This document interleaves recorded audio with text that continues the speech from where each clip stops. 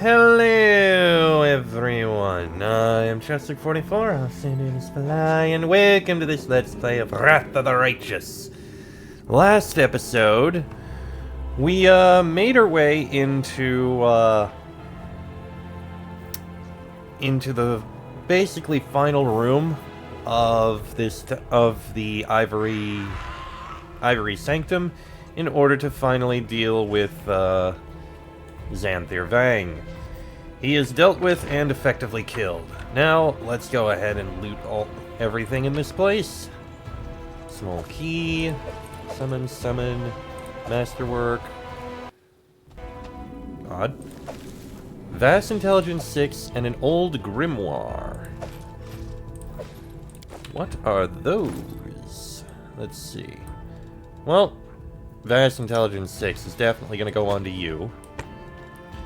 Old Grimoire grants its owner 3 slots for 1-level spells, 2 slots for 2-level spells, and 2 slots for 3rd-level spells for the wearer's spellcasting class with the highest caster level. That is very powerful. How many spell slots do I have?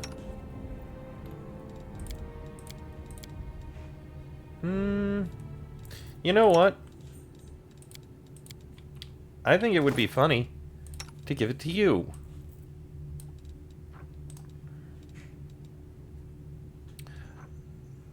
Oh, oh no, it is usable.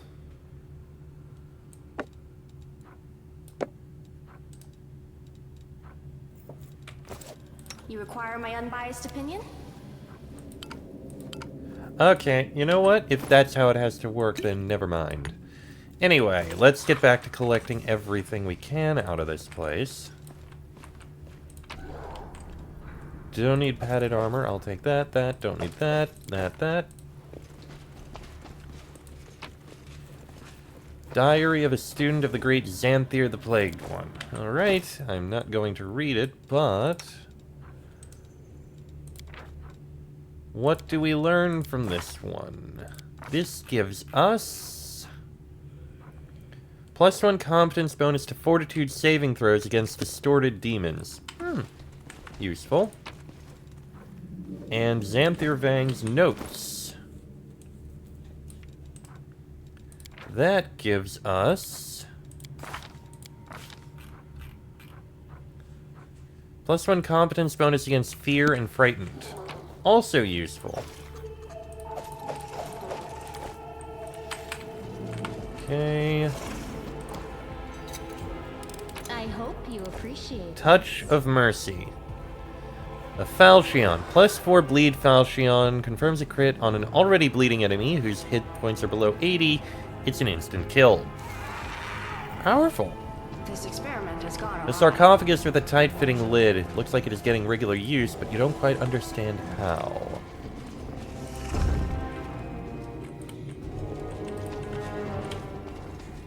I'm gone. Ah, and I think here we're going to be dealing with Jerabeth. Alright. Yeah, she's over there.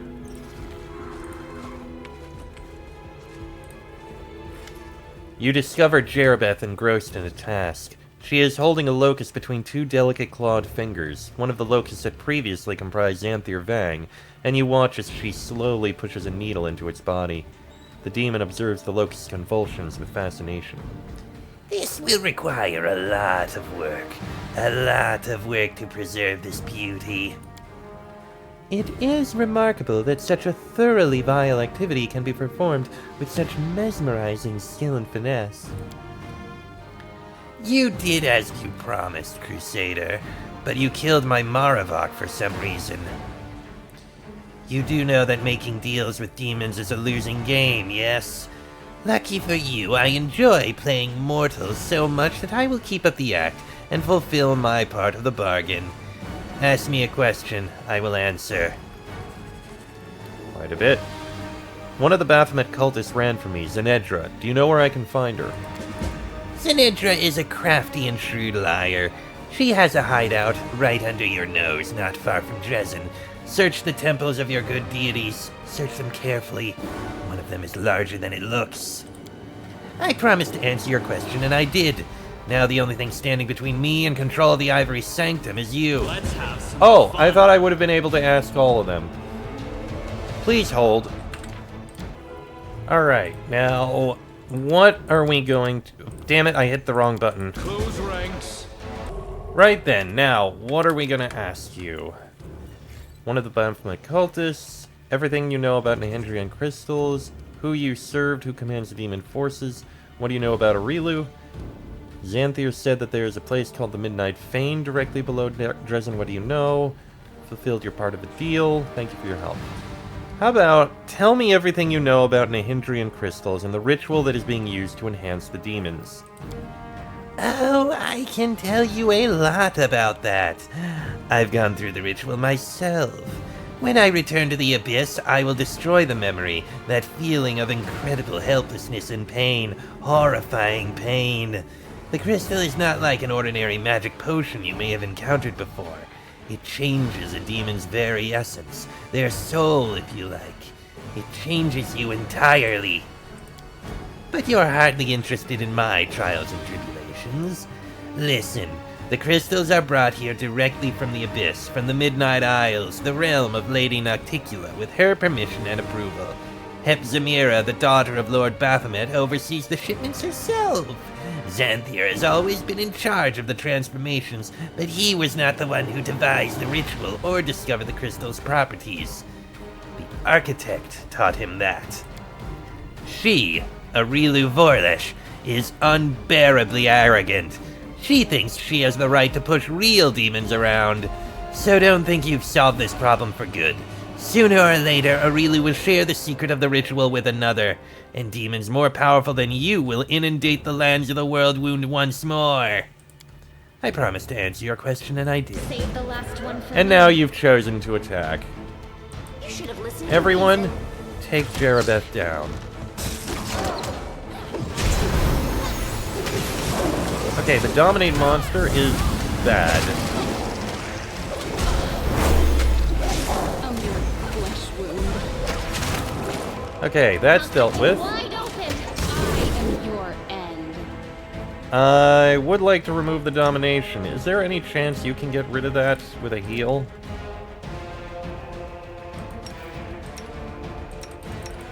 Can't even cast it on her. That's not good. Okay. Nenio suffered a crippling wound, but this is literally the end of this. She's fine. And an Extend Meta Magic Rod. How useless. Smile, the world's not ending just yet. Okay. We're fine. Bismuth is a little bloody, but we're okay. Alright. And thus, we have completed this particular region. Let's make the Ivory Sanctum. Let's make our way back to base. We've got a lot of loot to sell, a lot of things to give to people, and I think we're gonna have someone we need to talk to.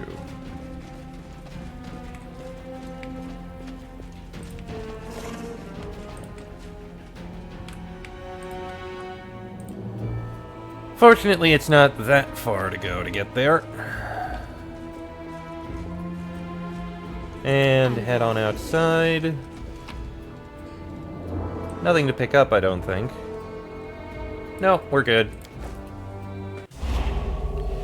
Okay, and next we want to go up here so that we can leave.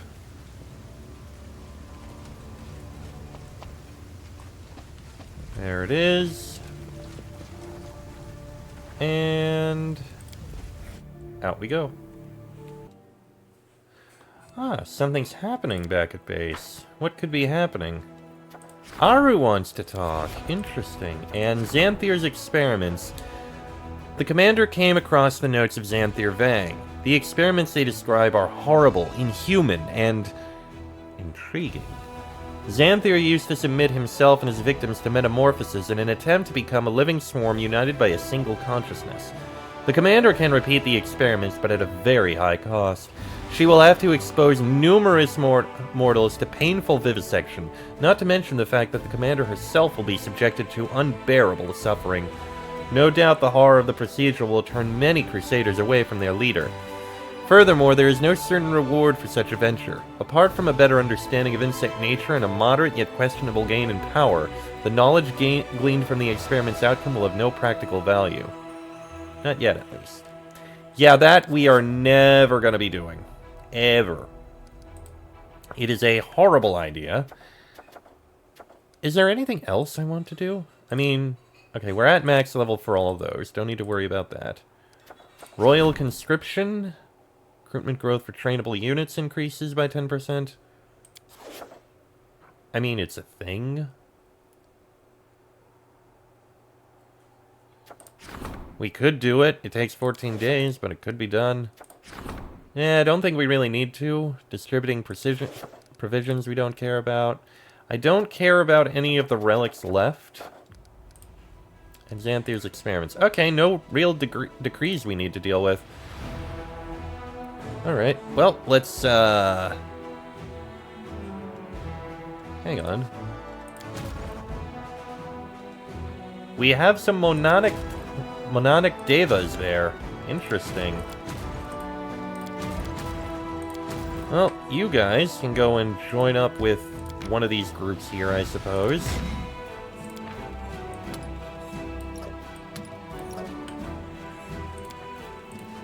Now then, let's go ahead, teleport back to Dresden.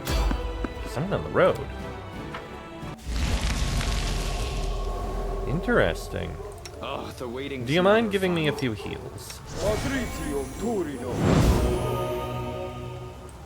Okay. Before you, exhausted and seated on the ground, is none other than Forn. He looks up at you in surprise. Commander, I wasn't expecting to see you here. It appears my luck hasn't run out just yet. May I ask for your help? You notice a sizable amount of blood pooled by his legs. A belt is tied around one leg below the knee, but that doesn't appear to have stopped the bleeding. What are you doing here? I was tracking Kaylessa and found her lair not far from here. Again we fought, and again she was able to wound me. She is following my trail here as we speak. Assess the wound. Forn has lost a lot of blood. Judging by the pull around his boot, he should have collapsed into unconsciousness long ago. He must be a truly resilient fighter. Survey the area. Even if Forn's enemy is still stalking him, there's no sign of immediate danger.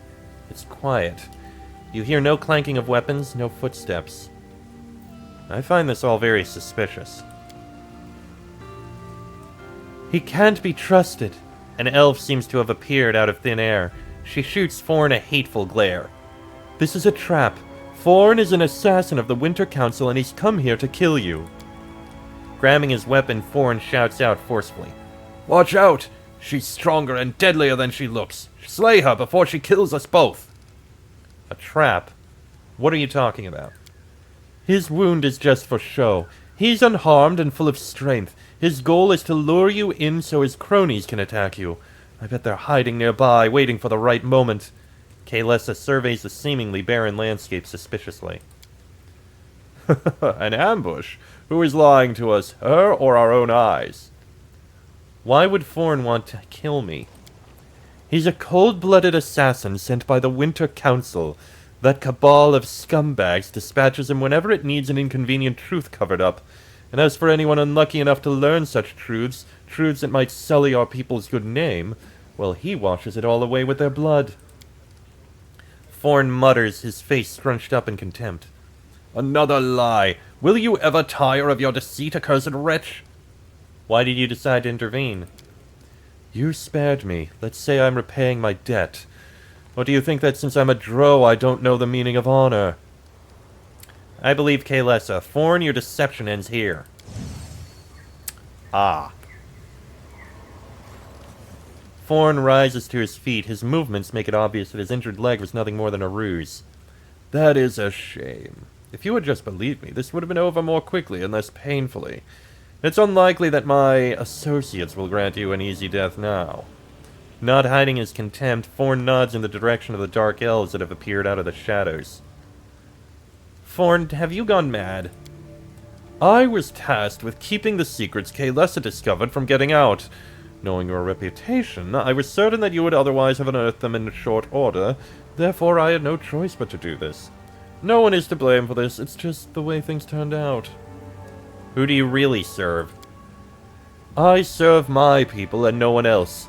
Being an elf is not just a privilege, it's an obligation that I bear with honor, no matter how heavily it may weigh on me at times. Kaelessa's words are cold and biting. Liar, you serve a pack of unscrupulous scumbags, a clique of self-righteous schemers. In order to protect their lies, you murder the innocent, and then you hide behind words like duty. How could you ally yourself with the Drow? Are you a demon worshipper? I did not seek this perverted alliance, yet it was inevitable. These extreme circumstances forced me to end your life. Anamora also sought your death, so joining forces was mutually beneficial. If things were different, I would be the first to rise up against her, but it just so happens that you have suddenly become a greater threat to my nation than she is. The Winter Council believes that honor is the perfect shield against any accusations of ignominious acts. Why did you ask for my help in your hunt for Kaelessa? I would have preferred not to have involved you in this matter and to put her to death myself. Then I wouldn't have had to kill you as well. But after my first clash with Kaelessa, I realized I didn't have the strength. Thus, I decided to use you instead. And I provided some motivation. I set up those skirmishes with the Drow so that my words would seem more plausible. I regret that I had to stoop to such baseness, but even more, I regret that it was unsuccessful. Can't we talk this out? Oh, I'm afraid not, Commander. We can't. You'll pay for your deception, elf. Forn addresses you in a calm, somewhat sorrowful manner. I am sorry for having to do this. Believe me, I take no pleasure in carrying out this order, but circumstances are stronger than our desires. No time for debates. Right, well, you are all going to die. Don't hold back. I want to deal with the Maguses first, please. Oh, wait, she's down.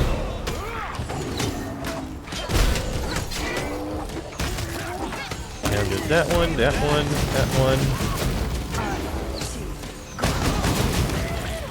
And the last few Maguses.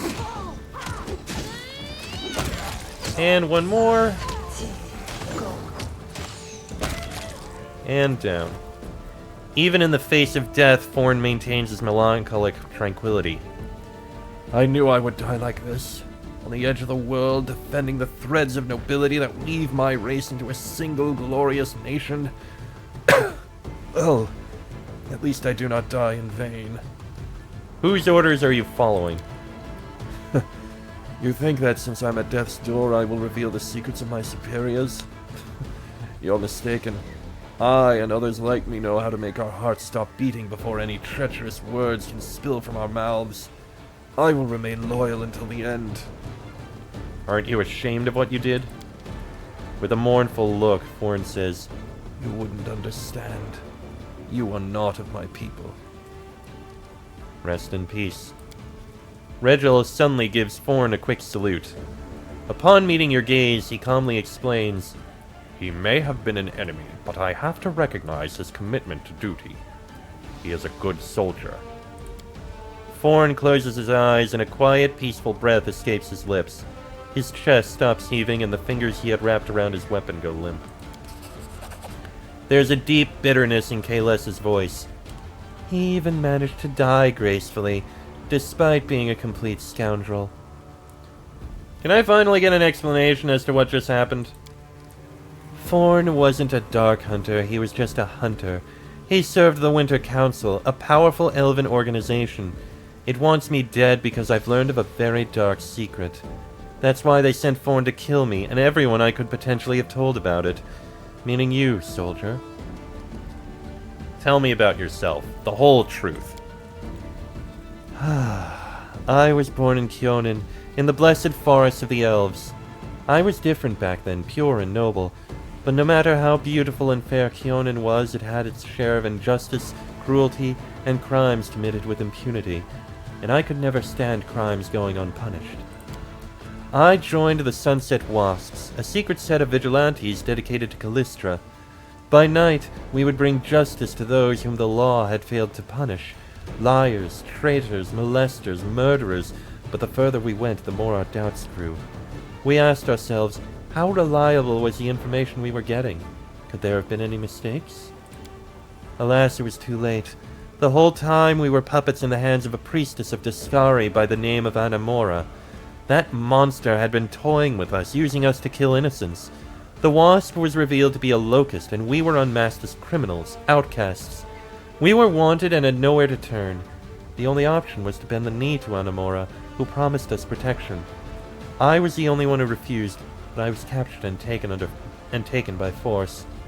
Then, under Anamora's watchful eye, our apprenticeship began.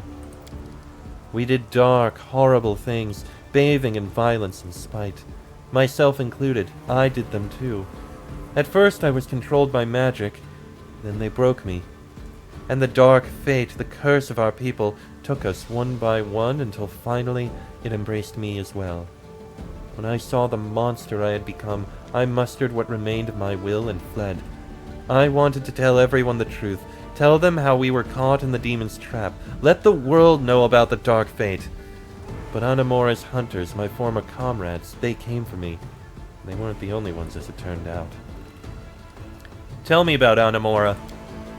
She is a true Drow, one who never was a normal elf. And even among Drow, she's a dangerous monster, the deadliest of Discari's servants. Fear her. Her flesh nurses swarms of terrifying creatures, and her mind. I've learned the danger of her guile firsthand. The Winter Council, what sort of organization is it?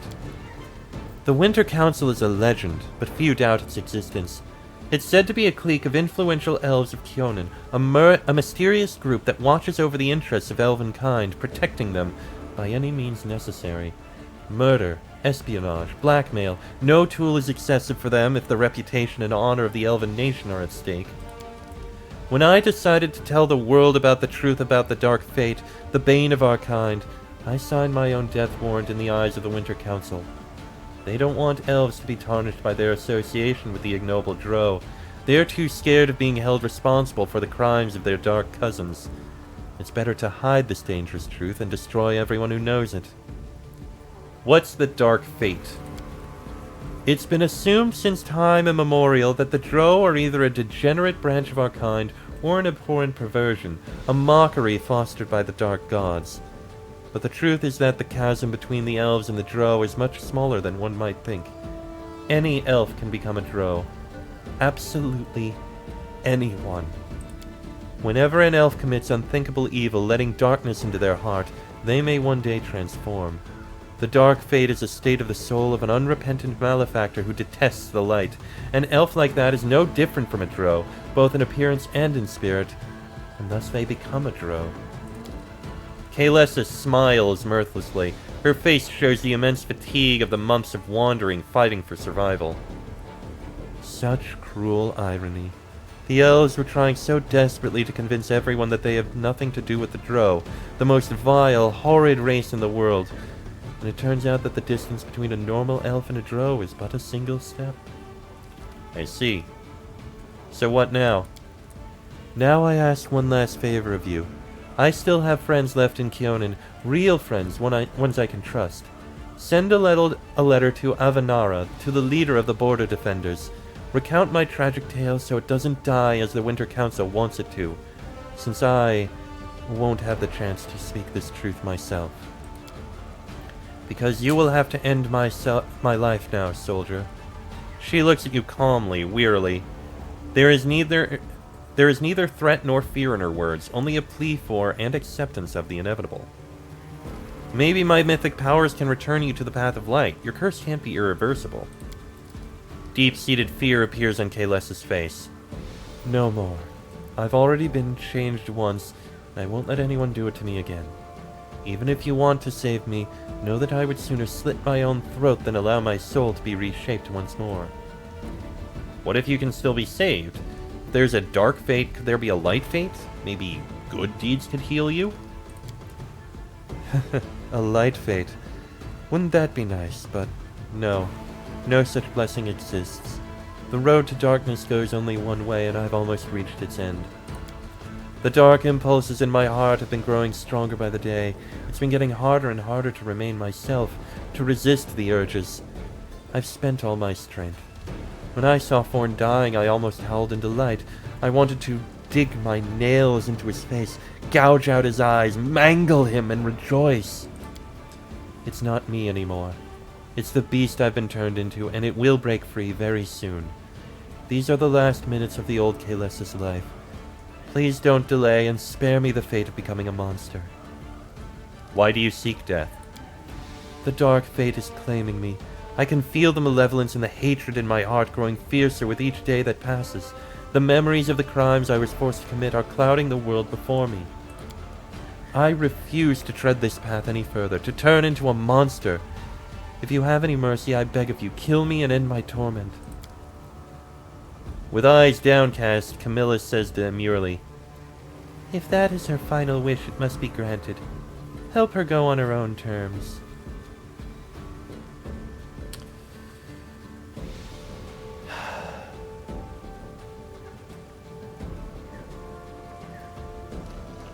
Camilla, help her on her way. I can grant you that at least.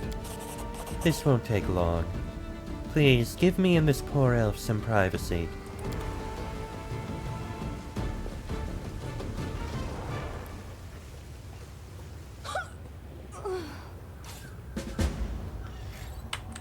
Oh, requisata in pace, poor elf. I'll go ahead and take the loot around here. May as well.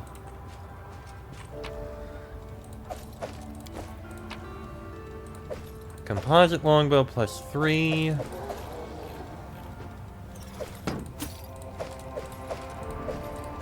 Thornhead, second chance. An elven curve blade. When it misses, the next attack gains a +3 bonus on the attack roll. Multiple applications of this bonus stack until the weapon lands a hit. Nice! Mithril chain shirt, nice. Okay. Well, that appears to be everything. And with that, I think I'm gonna go ahead and end this episode here, because this episode's gone on about long enough. Ooh, this is even better than Lady Kalindra's chain shirt, so yeah, you can take that. What do you have? Yeah, it's not gonna make a difference, so you can take this. It's effectively the same. Anyway, with that, I am gonna go ahead and end this episode here. Next episode, back to Dresden. We have people to talk to and things to do. Till then, I am Chester44, I'll send you on his fly. That is me, Regil, Camilla, Darren, Lan, and Nenio. This has been a Let's Play of Wrath of the Righteous, and I shall see you all next time.